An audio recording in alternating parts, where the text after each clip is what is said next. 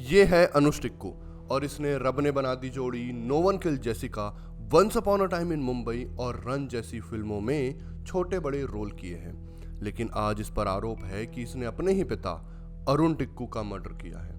लेकिन ऐसा क्यों?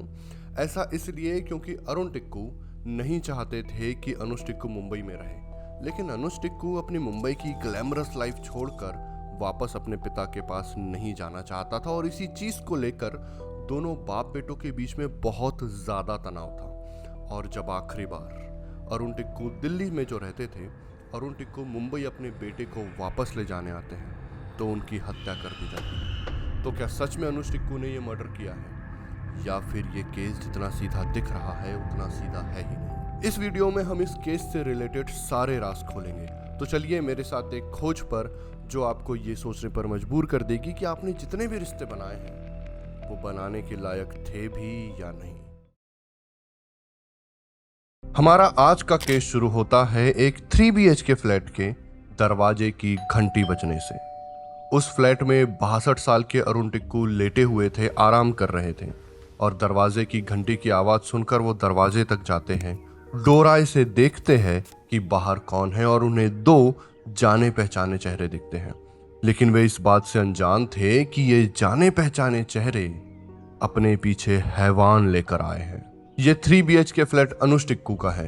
इसका मतलब ये वही समय था जब अरुण दिल्ली से मुंबई अपने बेटे को वापस ले जाने आते हैं। जैसे ही अरुण टिक्कू दरवाजे की कुंडी खोलते हैं, उन्हें एक झटका महसूस होता है। सामने खड़े 2 में से एक आदमी ने दरवाजे को जोर से लात मारी थी, जिसकी वजह से अरुण टिक्कू दूर आकर गिर चुके थे। अब दोनों आदमी फ्लैट के अंदर आ चुके थे। पीछे आने वाले आदमी ने फ्लैट की कुंडी बंद कर दी थी। जो आदमी फ्लैट में पहले घुसा था वो अरुण टिक्कू पर चढ़कर उन पर काबू पाने की कोशिश करता है, लेकिन अरुण टिक्कू रोल होकर उसकी पकड़ से बच जाते हैं और वो खिड़की की तरफ भागते हैं, ये सोचकर कि वो किसी को आवाज दे पाए तो शायद कुछ हो जाए। लेकिन खिड़कियां कांच की थी और वो खिड़कियां बंद थी। अरुण टिक्कू उन खिड़कियों को खोल पाते उसके पहले ही उन्हें पीछे खींच लिया जाता है। उनके हाथ में खिड़की पर लगा पर्दा आ जाता है और वो उनके साथ ही गिर पड़ता है। अरुण टिक्कू पूरी तरह से डर से भर चुके थे। उनका दिल बहुत तेजी से धड़क रहा था और बस वो किसी भी तरह उस खिड़की पर पहुंचकर आवाज देना चाहते थे। उन्होंने बंद खिड़की से ही चिल्लाया, लेकिन उनकी आवाज कहां बाहर जानी थी। लेकिन हाँ, जब वो खिड़कियों पर हाथ मार रहे थे तो एक आदमी ने बिल्डिंग के बाहर खड़े होकर ये नजारा देख लिया था। उस बाहर खड़े आदमी ने ये देखा कि 2 लोग एक बूढ़े आदमी को खींच रहे हैं और उसके साथ जबरदस्ती करने की कोशिश कर रहे हैं। वो आदमी तुरंत बिल्डिंग के गार्ड के पास जाता है और उसके साथ वो लोग ऊपर जाते हैं।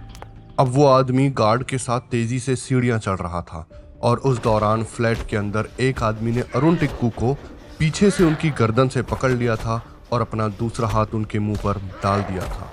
अरुण टिक्कू खुद को छुड़वाने का संघर्ष कर रहे थे और वो उस संघर्ष में कामयाब हो पाते उसके पहले ही उनके पेट पर एक झटका महसूस होता है और उसके कुछ क्षणों बाद ही एक तेज जलन और दर्द के साथ उनके पेट से खून निकलने लगता है। दूसरे खड़े आदमी ने उनके पेट में चाकू मार दिया था और इसके साथ ही उनका संघर्ष ढीला पड़ने लगता है। लेकिन इसके पहले कि अरुण टिक्कू कुछ समझ पाते, उनके पेट पे दूसरा वार किया गया, फिर तीसरा, फिर चौथा, और इसी के साथ अरुण टिक्कू अब खुद को खड़ा रखने में असमर्थ महसूस कर रहे थे और अपना पूरा वजन उस पीछे खड़े आदमी के ऊपर डाल दिया था।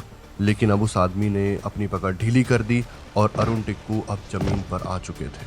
अरुण टिक्कू के जमीन पर आ जाने के बाद उस आदमी ने उन पर कुल मिलाकर 15 वार किए थे। वो ये इंश्योर कर देना चाहता था कि अरुण टिक्कू बच ही ना पाए। लेकिन उतने ही समय में उन्हें दरवाजे पर एक नॉक सुनाई देती है। इसका मतलब कि वो गार्ड और वो आदमी उस फ्लैट के सामने पहुंच चुके थे।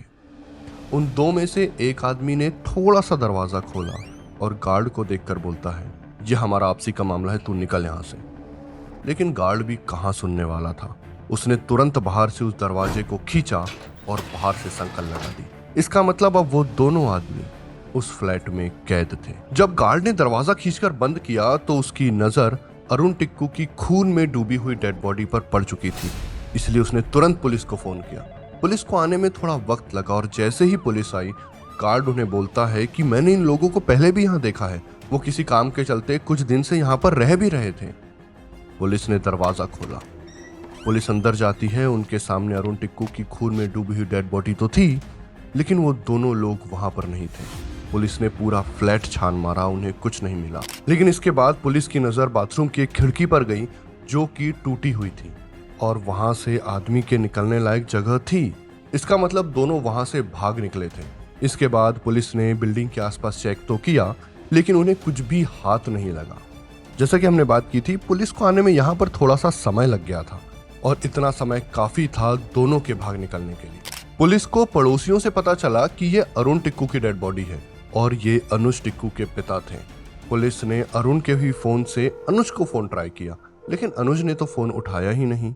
और इसके बाद पुलिस ने अरुण टिक्कू के फोन से नंबर निकालकर अलग अलग रिश्तेदारों को ट्राई किया और तब उन्हें पता चला कि अरुण टिक्कू तो मुंबई के नहीं, दिल्ली के रहने वाले हैं। इसके साथ उन्हें यह भी पता चल गया कि अनुज टिक्कू और अरुण टिक्कू दोनों बाप बेटों के बीच में कुछ तो भी तनातनी चल रही थी।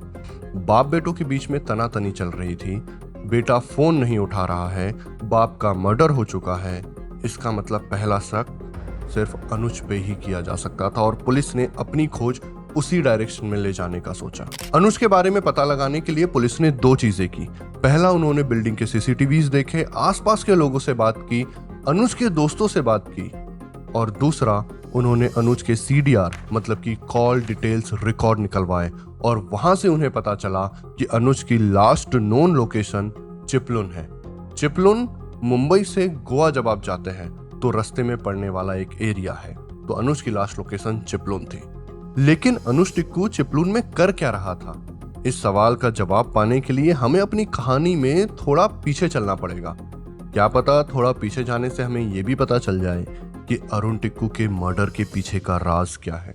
देखिए, अनुज टिक्कू अपने पूरे परिवार के साथ दिल्ली में रहता था।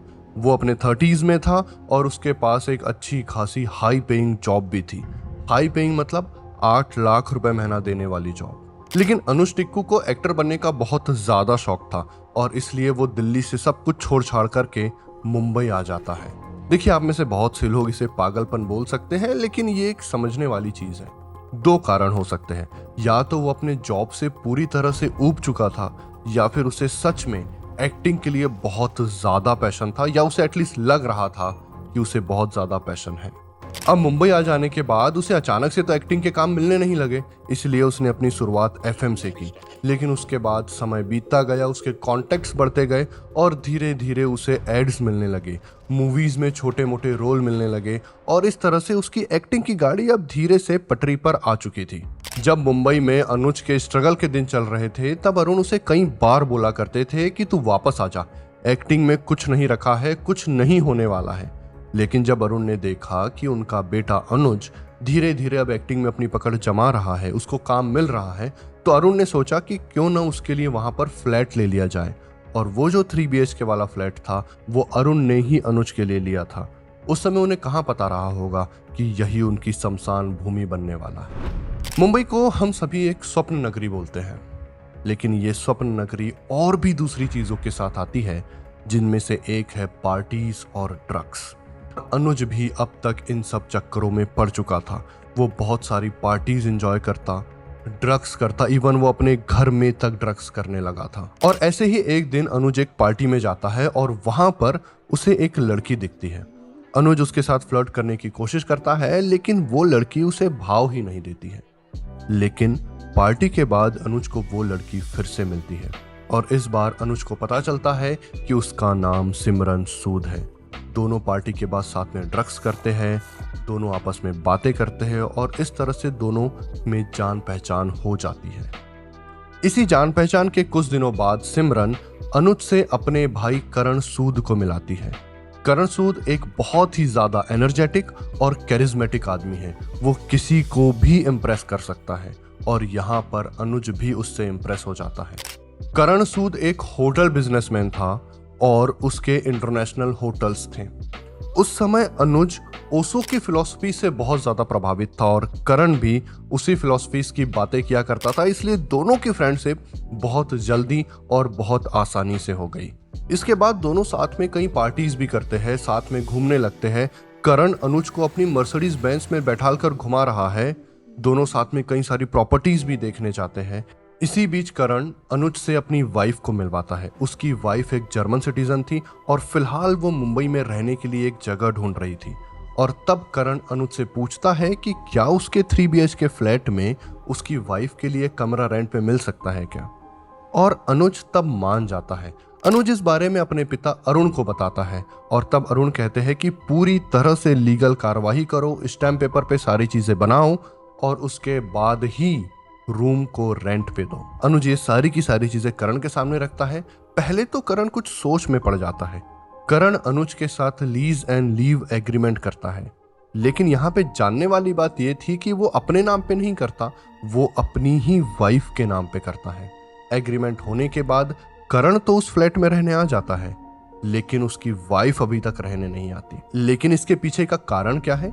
इसके पीछे का कारण करण अनुज को बताता है कि उसकी वाइफ को एक पर्टिकुलर ढंग से रहना पसंद है और वो ऐसे खाली दीवारों के बीच में नहीं रह सकती। उसे एक बहुत बढ़िया इंटीरियर चाहिए और हम पहले वो करवा लेते हैं और उसके बाद मेरी वाइफ आ जाएगी।